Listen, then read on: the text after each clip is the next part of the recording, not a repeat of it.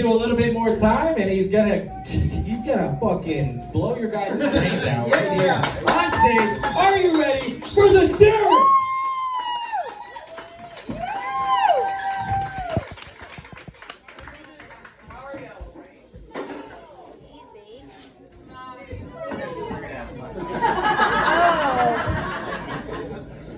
Oh, I am the Derek, and this is my first feature. First time. Nothing? Really? Nothing from this table. First time? Alright. So I was supposed to do 10 minutes tonight. Some fortunate events happened, and you know how there's lists, right? Like life has lists, so people forget that there's like a first person on the list that they call, and then there's also a last person on the list that they call. So I started from the bottom. Now I'm here. Thank you! Woo! That's right! Right. So you give me 25 minutes. I'm gonna tell you, all services included. Okay, except for butt stuff's extra. Don't know why, but I'm thinking down that area needs to hear that. Fuck it, I gotta tell a story. So, I was just in the bathroom with a gay guy. Fuck. Alright, hold on. Although that's true, so I'm in the bathroom. I'm not gonna call him out. He asked me not to, I'm not gonna say it. And we're in the bathroom. He goes, "Are you the comedian? Is this your show?" And I was like, "Am I getting recognized? Like, is it Facebook friends? Because I don't have TikTok." But I'm like, "Yeah, I'm a featured comedian." And he goes, "Don't call me out. Whatever you do, don't call me out. Don't do crowd work. Just don't do it." I was like, "Dude, fuck, I kind of have to now." Like, I just took the oath yesterday for like the comics roundtable, and I'm like, shit. So I said to him, "Let me talk to the council, make an exception." And to nobody's surprise, I got a sassy retort. "Well, they don't want you here either."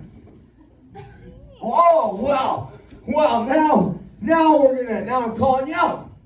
Swear to God, this just happened. His threat to me was, "Oh yeah, if you do that, you know what I'm gonna do?" "What? What are you gonna do?" "I'm gonna hit on you." "Like, you're gonna hit me? What are you gonna do?" No. "I'm gonna hit on you all throughout your show. Vigorously, I'm gonna hit on you all throughout your show."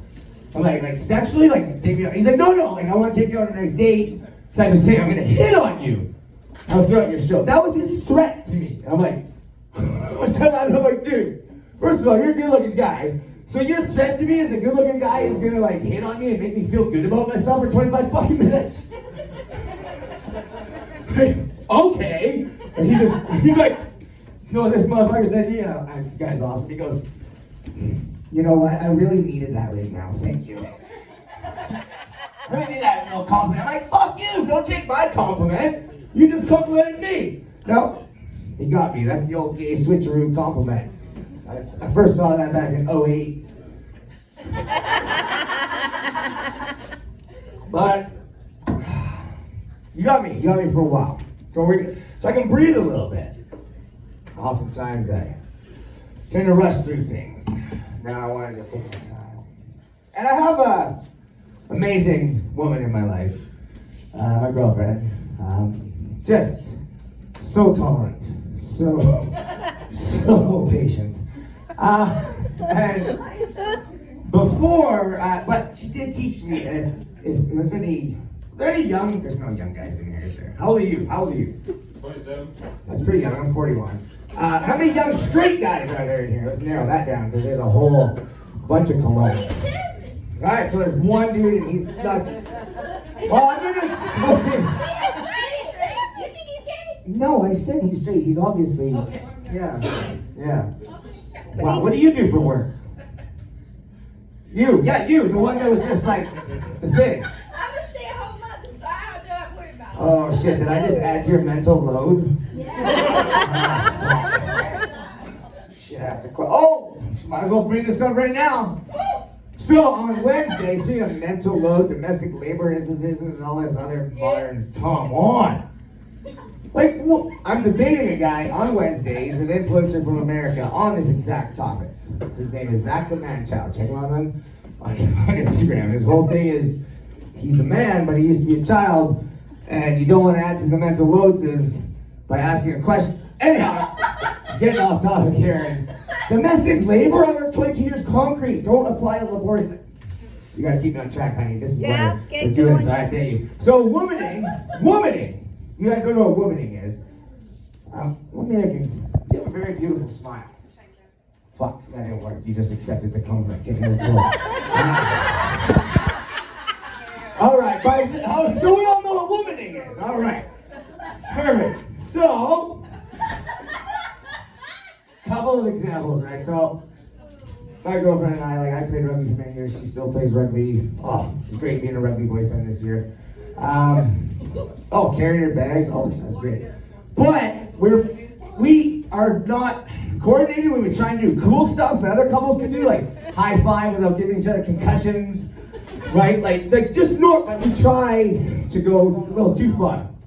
So one day we're riding our bikes around our lovely community of Canoe, right, just outside of Seminar.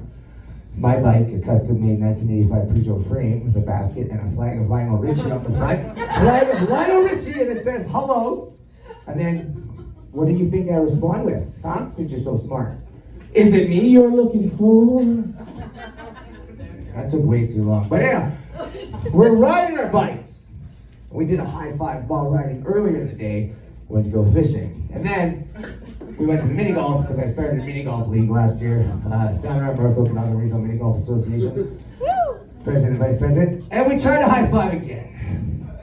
We did not do it correctly. My tire slid in front of hers. They hit each other. She went over top of the handlebars, did a roll, landed. So I'm like, oh my God, are you okay? And I grew up really poor. So there's 3 $5 bills on the ground. Well, there's 4 $5 bills on the ground. So like, she's laughing, she's okay. Okay, grab the money, you're good. Put that in my pocket. She grew up pretty poor too, so she just looked at me and was like, yep, you gotta do that first. But she kind of landed on the side where she already got scraped up earlier in the day because she tried to guard me in one-on-one basketball. I'm like, no, get back on that. She still beat me 27-4, but she's good at basketball. And so she landed. And there I says, honey, did you bring money with you? She goes, yes, I brought $50, 3 $5 bills. I says, well, you must have brought $20 and 4 $5 bills because that's what I picked up. See, 1, 2, 3, 4. No, I brought 3. I said, well, no, honey, you must have brought 4. No, I didn't. I brought 3. I said, okay, let's break this womaning down. We're gonna break it down, okay? We'll break the logic down. Here's how it goes. I said, so either 2 bills stuck together, and you just forgot you brought 4, or what happened was in the exact spot where you landed, the exact spot your 3 bills that you brought, another bill mysteriously landed in the same spot at the same time that your bills landed. Either that scenario, or you just forgot you brought 4. She goes, yeah, well, it must have landed there. And that's why, I'm like, all right, well, let's start carrying hundreds then. Right? That's not womaning, that's mansplaining. All right, you know what? This is awesome because I'm mansplaining the womaning. You are mansplaining the Also, did you assume my gender? I sure did. Wow, 2024, that's got to be an ISTER or something. It's a misogyny, so it's something. It's actually actually, you're being misandrist. You're being a misandrist. You're being a misandrist right now. A misandrist. That's the female version of misogyny. All right, I see this crowd. Let me go like this. So farts are funny. Never fun. The next example, all right, and this is one of the reasons I love my girl to death. So I rescued a pit bull. I rescued my beautiful little girl Prada shortly after my mom passed away. And I rescued her from, there's no way to say it, from a crack house. A bunch of crackheads that were treating her very well. One of them, the crackheads wasn't treating her very well. She was pregnant, and she was a hooker, and she was a crackhead, right? And the only problem when I rescued my dog was that she wasn't far enough along for it to be a threesome. Let it build, there we go. So I got her, I took her. And then on the day of my 41st year on earth, September 30th, 7:30 in the morning. Now listen, I used to party a lot. 22 years of rugby. Me and my friends used to go to Shuswap Lake, Nelson Beach on August long to have a wrestling ring. Dress up like wrestlers and wrestle. I was a macho man, but you know. And so we 7:30 in the morning. His name is Taxi. Actually, he'll give you a ride. You know, you get that fully licensed and insured on like those Uber mustaches, right? Okay, so I'm getting banged on the door. They're coming in and like steal my dog because it's not registered. We've been together for like a year and a half, but like aging a crackhead and their memories are like, that just happened yesterday. No, it didn't. So a couple of people I didn't know, a couple of street toughs, a couple of thugs, they're banging on the door, threatening and all this stuff. So anyways, I took a full can of bear mace, drove them off. Their car was, drove them off. And I'm at the bottom of my porch and I go to my lovely girlfriend and says, whew, when are the cops getting here? She goes, I didn't call the cops. We don't call cops in this house. I'm like, no, what? We do, like, yeah. No. So when they come in here, she's like, no, I've heard you before with your friend. We don't call the cops. Like, no, confidence is going a little lower, right? And I was like, well, you mean those conversations with like my buddies that were having those bravado conversations? Like, if someone breaks into this house, I got a 9mm. I haven't called 911. You mean those conversations? She's like, we don't call the cops with this house. I'm like, oh, sweetie, could we call them though? Like right now? She goes, but you have to admit, you have said that though, that we don't call the cops. Full can of bear mace, right? And I was like, these are really good points. These are really good points, honey, but maybe we call cops, we can discuss this afterwards. And then the cops show up like, when did this happen? Give him the time frame. He goes, what took you so long to call?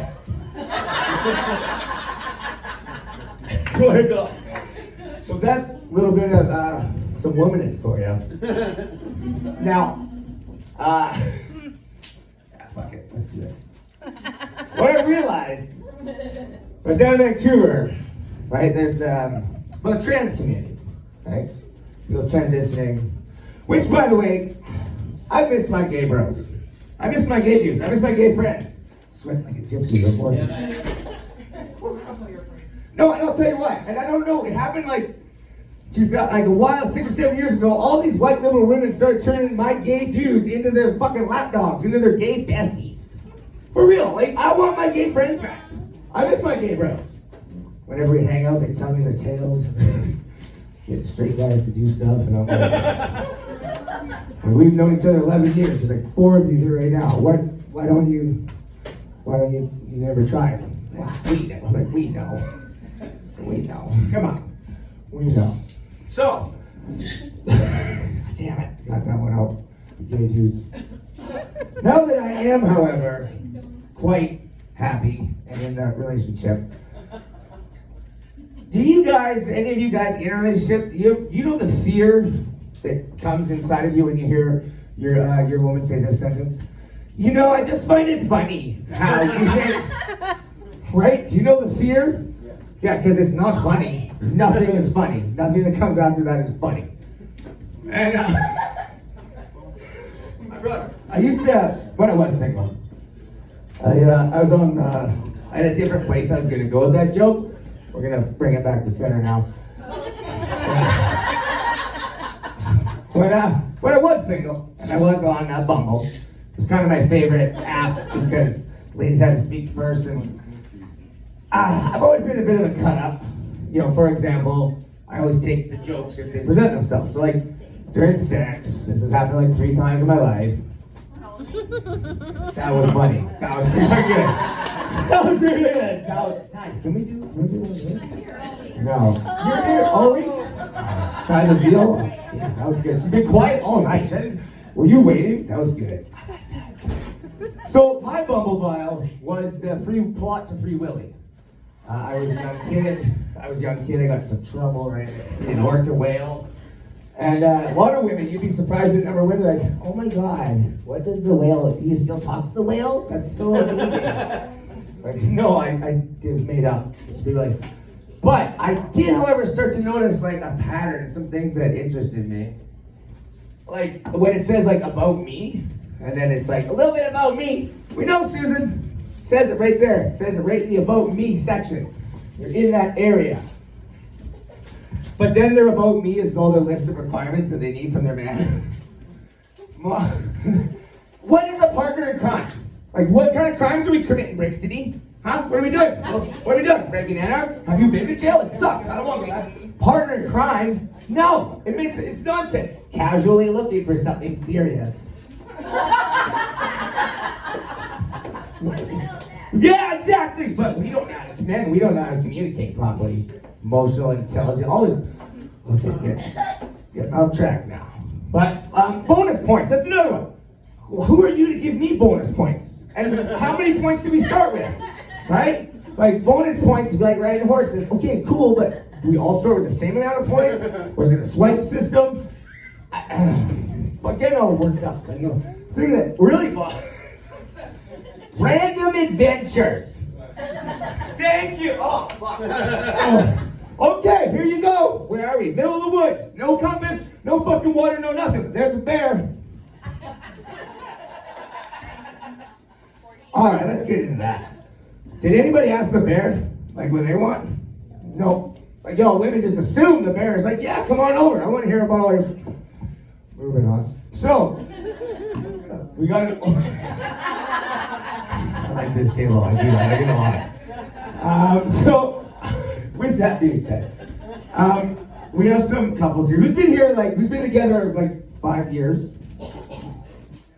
Nobody? All right. Yes! Thank you. All right, generally we make sounds. Because I can't. But that's okay. Brings up a point. When I had a safety meeting when I worked for the city of Red Deer, there's a blind guy that gave the safety speech, and he asked a question of the audience, like 500 people. I was a union rep at like 12 sub-locals under me. I had all these suit dummies sitting in front of me, HR suit dummy, city manager suit dummy, all these suit dummies. Blind guy asked a question, 500 people. How many of you have been affected, right, by someone with workplace injury? I was the only one to clap. Yup. Oh, all the suit dummies raising their hands. They look behind me like, oh, we're gonna have a meeting after this. Yes, you're gonna have a talk. Blind guy's like, only one. Who all raised their hand? I'm blind. Yeah. So that's how my brain works. Where was I? Oh yeah, Bumble. So we go back to the Bumble, and I like. Don't be afraid. Strike up a conversation. No, you got a message first. It's in the thing. My favorite of all, because some people say like it's autism, but I don't know. I just compiled a bunch of stats from all these different profiles because, oh yeah, if you're from Calgary, I can just tell within 2 pictures if you're from Calgary. If you're a woman on Bumble, not Grindr. But anyhow, this is my favorite bio. It's more prevalent than you thought. First of all, I'm easygoing. I own my own house, have a job, and pay for my own shit. I have my ducks in a row, you better too. Oh yeah, I have 2 kids and they're my world. You better not be looking to come in and change that. I don't need you to benefit from me. I need you to benefit for me. I need a missing puzzle piece. I need a man who's strong so I can be in my feminine energy. Oh, by the way, if Mars isn't in cheese grater and Mercury doesn't have a pin up Uranus, you better watch out. Because if you can't handle me at my worst, you don't deserve me at my best. Oh, did I mention easygoing?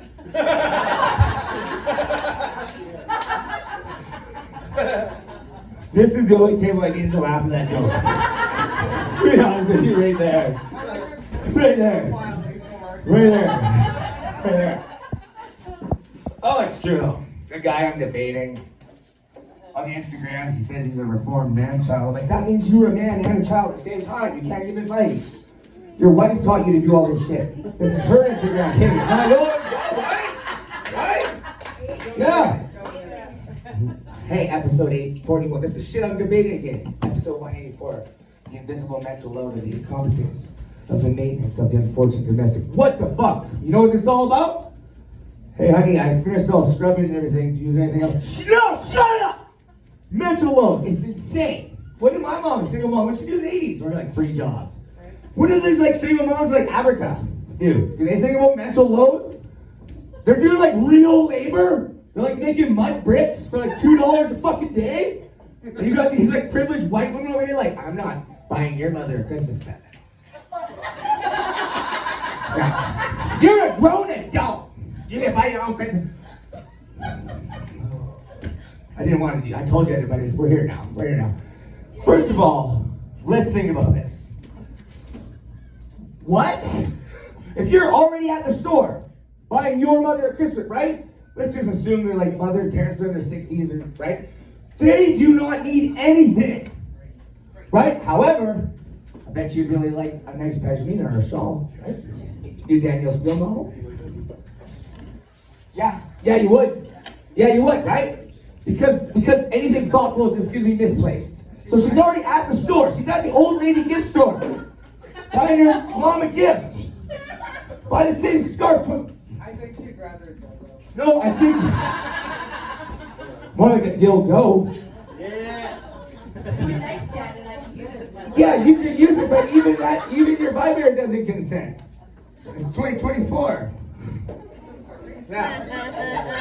Let me get there. It's not because of personality, it's because the batteries are dead. Because I always got backup batteries. you overused it. Yeah. And so, oh shit, that is rape. Wow. You can always tell two types of people, those who tell the joke and those who laugh at the joke. You guys are awesome. I like this table. I like all the tables. Shit. I thought the gay dudes would be way more fucking active back there. Like, I'm a bear in their community. So I guess I'm chosen and not chosen by the women. That makes sense. I was part of the Purple Triangle. You guys know who that is, right? The support group down in Vancouver. For when Jews were, no, we're going down. Jews in Auschwitz, when they were gay, they had to wear a Purple Triangle as well as the Star of David. And when I ran for in LA, which is a member of the Legislative Assembly in Red Deer back in 2012. Anyhow, Andrew Tate, let's talk about that idiot since we're on dating, right? Okay, what the fuck are we doing as a society? I'm the top G of the Bukaki. Oh, look at me. I'm like, fuck. And people listen to this shit. It's just horrible. You got that other guy. You guys know what I'm talking about? Andrew Tate. I'm sure everybody's heard of Andrew Tate, right? Patrick Swayze. Yeah. I had two options tonight. Tate or Swayze. Let's go Swayze. We're going Swayze. Finish this off with some Swayze.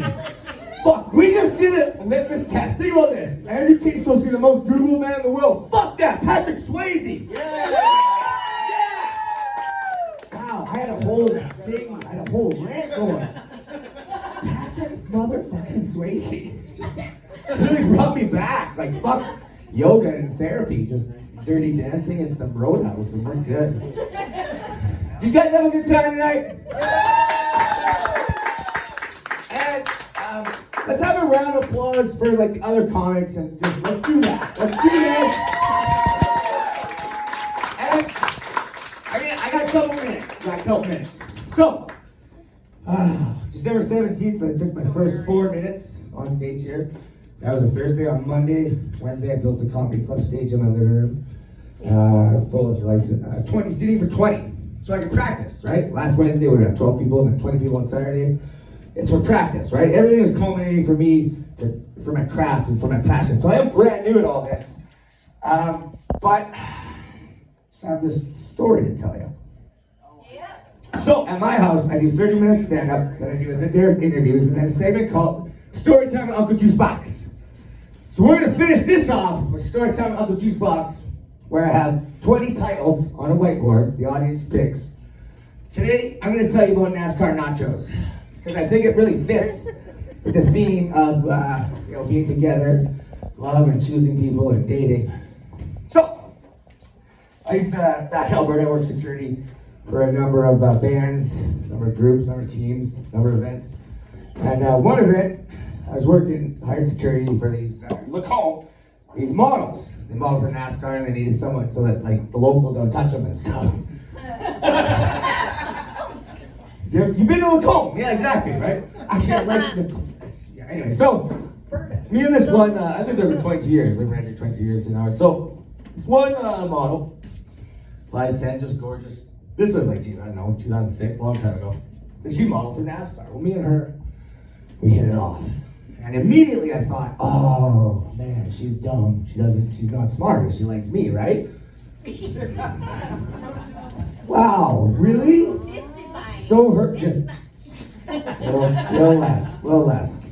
It's a girl. So, we started dating. It turns out we had a lot in common. Thing was, okay, so about the 2-month mark, she goes, I want to cook you dinner, come over to my house. I'm like, that's awesome, right?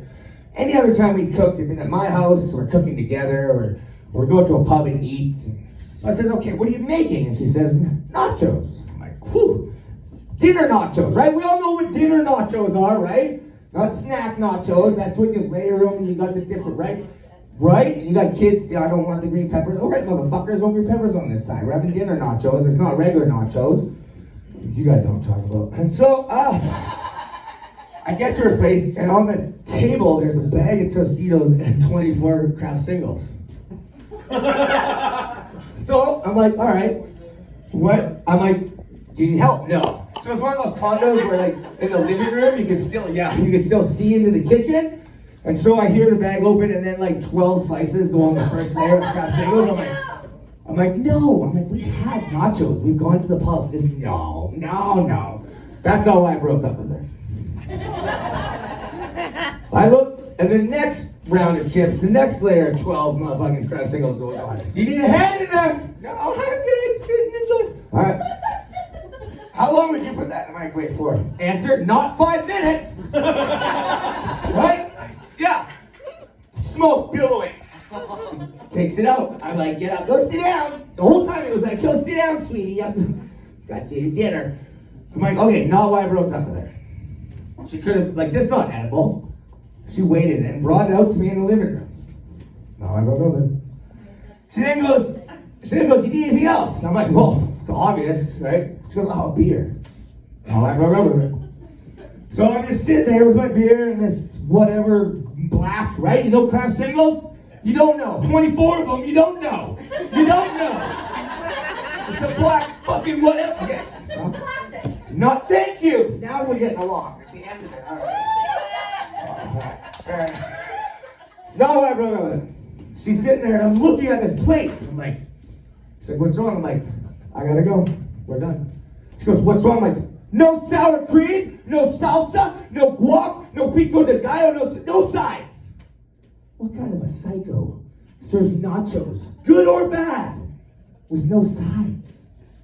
Yeah, you're not spending the rest of your life with that person. No, you're not. Tacos without salsa. Thank you. And here's why. It's a life lesson that we'll leave on. Thank you. That was a gay dude, because it means more from you. So, why is it a life lesson? Because no matter what situation you're in, no matter how bad the nachos are, you can salvage something with some sides. A little guacamole, a little sour cream, a little salsa. You can salvage something. If you don't even have sides, your nachos are fucked. That's it. I'm the carrot. My first feature.